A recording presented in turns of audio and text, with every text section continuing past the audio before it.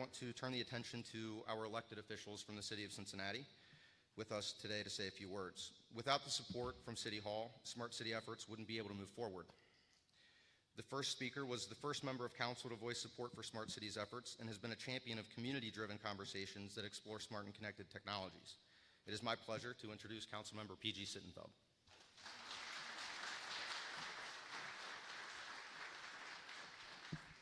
Good morning.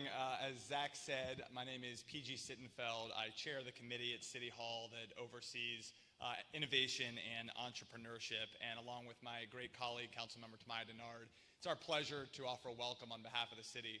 One personal housekeeping item, obviously the building, Union Hall, where we're gathered, is, I'd say, the HQ for our sort of startup ecosystem locally. For those of you that don't know this, this also used to be a beer hall. I mention those things only to say you have my personal permission. If you came wearing a tie today, you're allowed to take it off. I just want you to know that.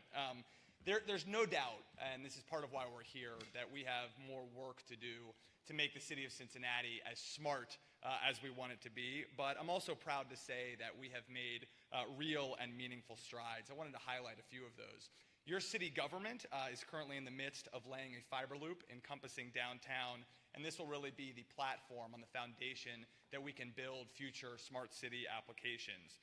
I think you're going to hear several times today from Lee Tammy, who for the city of Cincinnati runs our Office of Performance and Data Analytics. And I think it's worth emphasizing how seriously we take using data to solve problems and to better deliver services.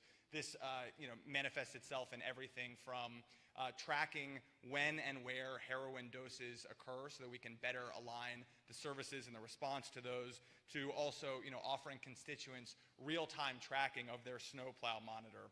My office and my great Chief of Staff, Alita Kamine, is with me today. We've tried to lead the charge on issues of aging and accessibility. The city is currently in the midst of offering a smart mobility app so that no matter your abilities as a Cincinnatian, you are able to better navigate the city. Many of you probably saw this, whether it was in our local media or in the Washington Post. Just a few months ago, we launched a first-in-the-nation partnership to create, and I saw Pete Metz walk in, to create a smart mobility lab in partnership with Uber. So there's no question that the future is coming at us fast, and as cities, but also with all of our partners, we need to grapple with questions like what is the dawn of autonomous vehicles going to mean for how cities plan, how cities develop, and how cities grow.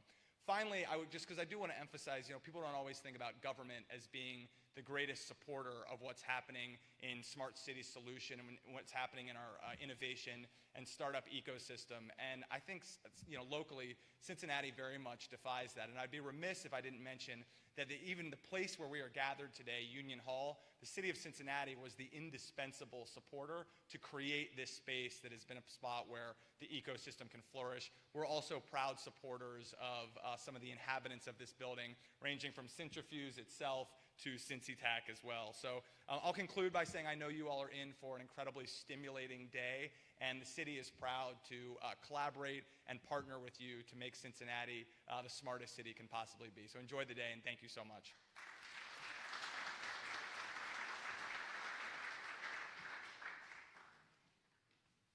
Thanks, PG. It's an honor to have you with us here again this year.